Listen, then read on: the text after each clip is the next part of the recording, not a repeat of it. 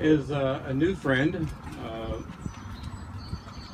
Lieutenant Colonel Sandra Sam Cotton, and I'll read her. Sandra Sam Cotton is a clinical associate professor and former director of faculty practice at West Virginia University School of Nursing. She earned an associate degree from Hawking College, Bachelor of Science and Doctorate of Nursing practice degrees from WVU, and an MS from the University of Maryland. Sam has been integral in establishing faculty practice designed to support WVU's research, teaching, and service missions. As an adult NP, she has seen patients and precepted students in the university practice and at a local free clinic. A retired lieutenant colonel, chief nurse, and examiner, flight nurse with the West Virginia Air National Guard, Sam is a 34-plus year veteran of the United States Air Force, served in Gulf Wars I and II, including 2 tours with the 379th and 332nd Air Medical Evacuation Squadron in Balad, Iraq. Is that correct? Balad, Iraq. Bald, I guess. Bald. As a commander and senior flight nurse. Commendation Medal and Iraqi Campaign Ribbons, and in 2007 she received the Iraqi Campaign Ribbon, second device in the Air Medal.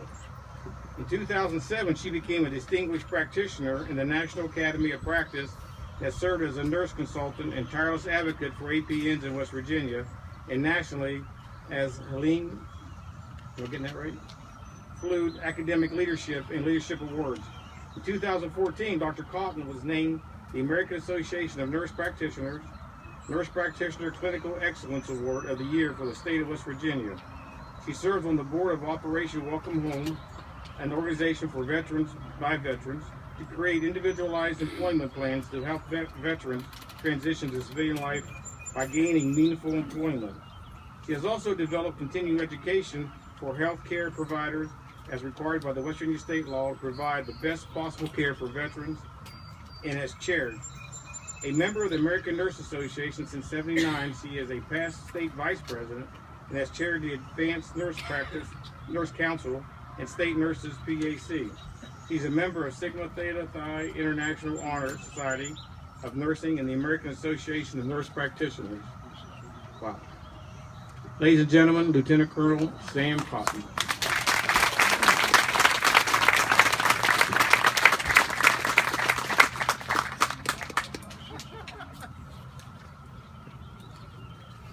Wow. Well, I apologize for the sunglasses, but it's just too bright up here, and I wanted to be clear in a few remarks. Can you all hear me back there okay? Just want to make sure. Okay, great. First, I thank Bob Music and Janice Price for inviting me here, and all of the planning committee here in Star City for the Memorial Day event.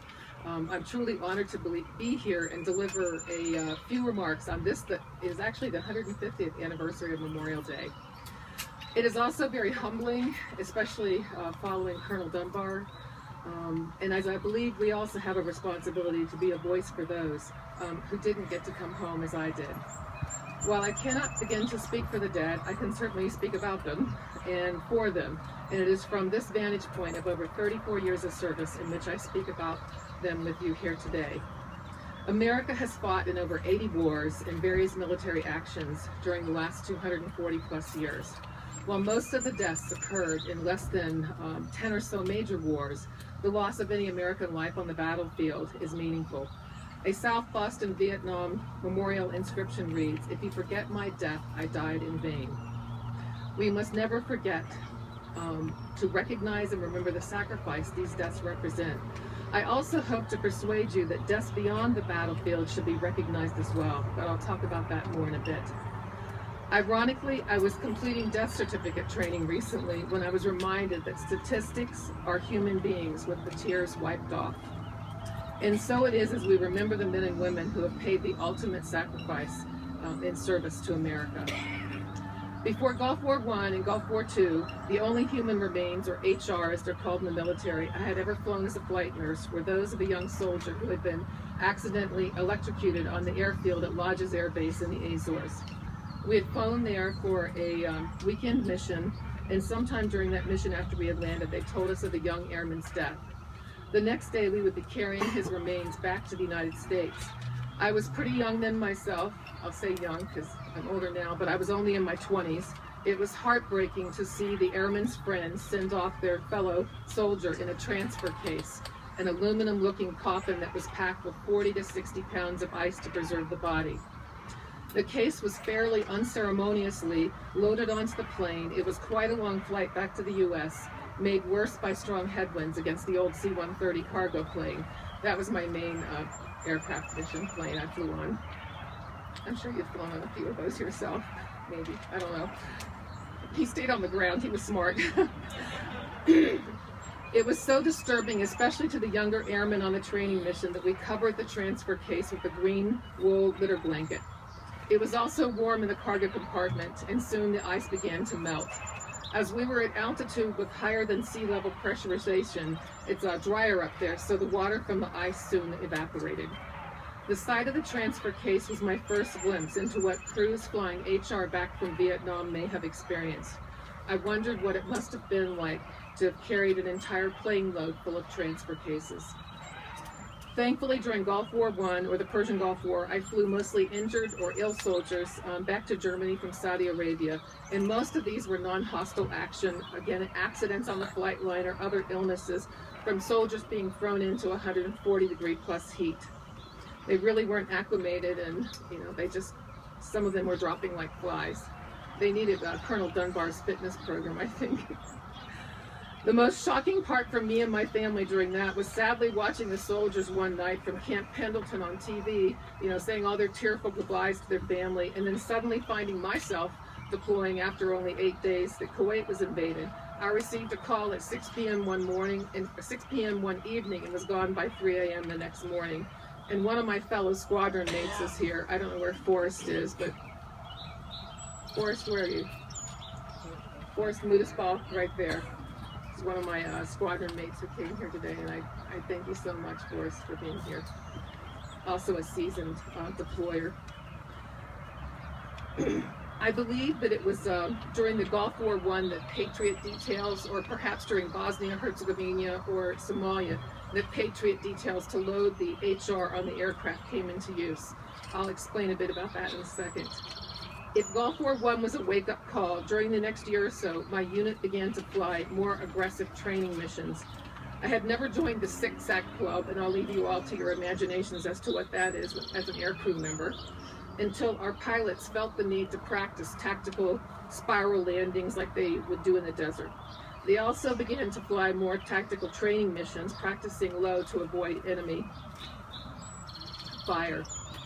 It was shortly thereafter, returning from Gulf War I, that we lost a plane, Decoy 81, and all 6 crew members aboard in the eastern panhandle of our state.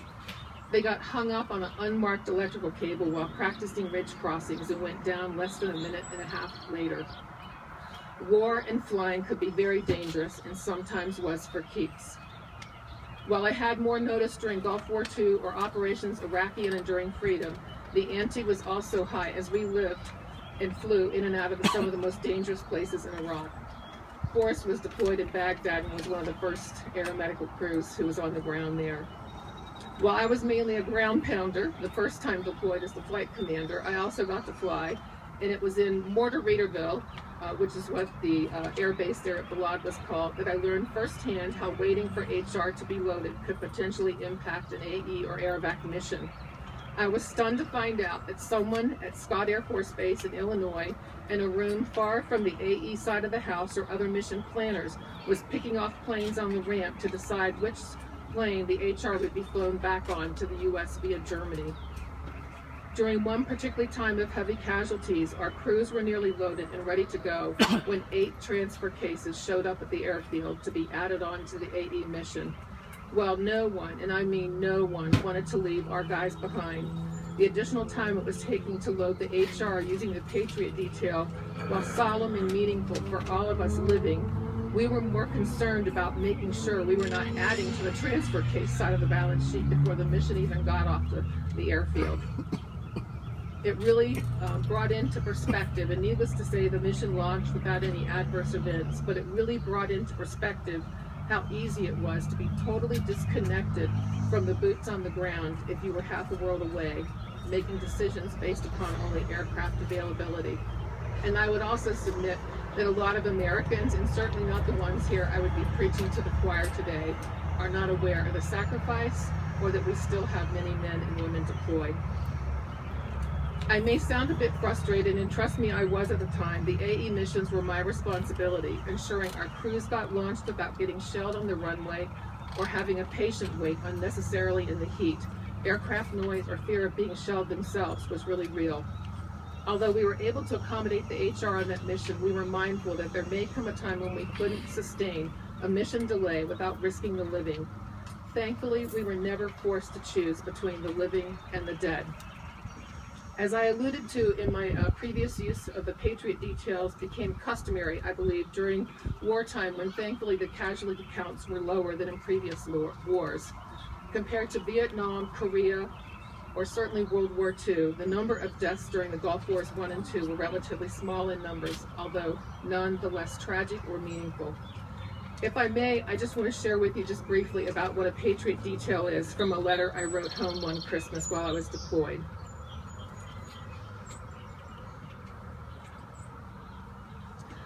We hit the ground running, and we've launched over 100 missions since arriving here. Most of the young guys with unfortunate encounters with IEDs, that's improvised explosive devices.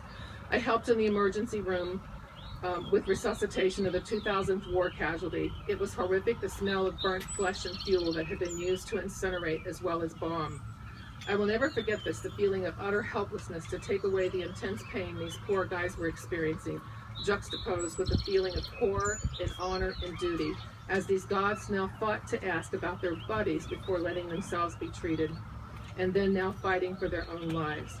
All of these guys made it out of there alive, but extremely ill, and sadly the soldier I helped briefly work on died later once he was back in the States from complications of his burns. An extremely sad but important part of our mission here is sending off soldiers who have paid the ultimate price. Known as HR or Human Remain missions, there is a very solemn ceremony, the Patriot Detail, that we have unfortunately or privileged to have the opportunity to participate in. I spent part of last night on Christmas Eve out on the ramp for one of these. There was a fairly large turnout. It's all volunteers, so you never know who may be able to get away from their duty stations to participate. We all march out to the aircraft in a cordon of two long lines, side by side. It's usually dark, and lately it's been a lot colder. Except for the noise of the planes around you, it is very solemn. There are pallbearers, usually from the soldiers unit. Last night it was an Army Special Forces soldier. And I'm not native West Virginian, but I told Bob I consider myself almost native. But this soldier happened to be from my home state of Ohio. There were 6 of his buddies carrying him on the first leg of his final journey home. We all slow salute. A 3-second salute as the flag-draped casket passes by. Sorry. Tears are the price of freedom. Then we all order arms and face forward and walk toward the aircraft. We all gathered in around the casket, and thankfully the chaplain from the soldiers unit was there to say our last goodbye. It's a brief but meaningful service, and then we leave the aircraft silently and march back off a cordon of 2 off the airfield. We hope that the families of the fallen soldiers somehow get this information. While there's nothing we can do to certainly take away their sorrow, we hope that knowing that at least their loved one was not alone on this as they began their final journey. I didn't think I'd cry as much. Thanks, Bob. It's all Bob's fault. He told me someone cried before, and I said, well, I won't cry. And here I am. That some way, it's some small comfort to the families back home.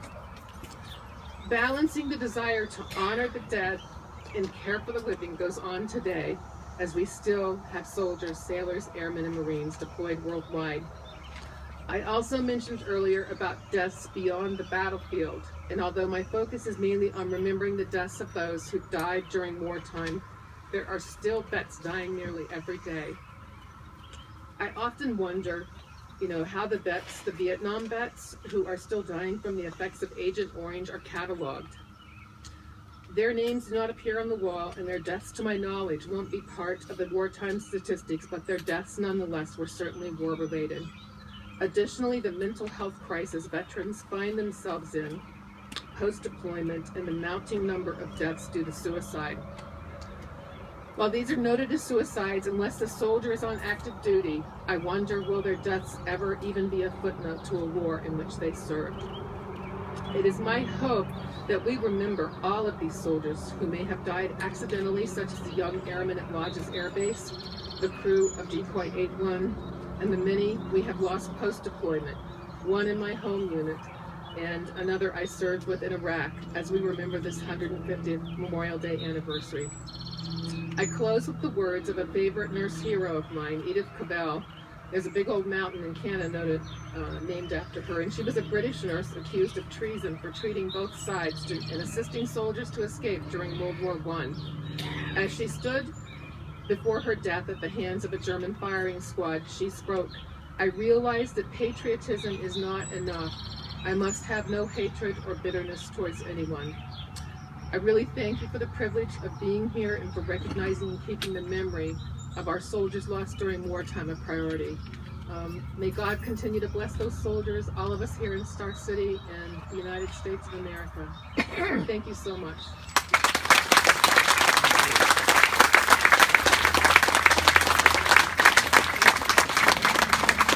And I do have one more thing. I was reminded of this last night when I was watching, us vets, we love to watch all those wartime movies, at least I do.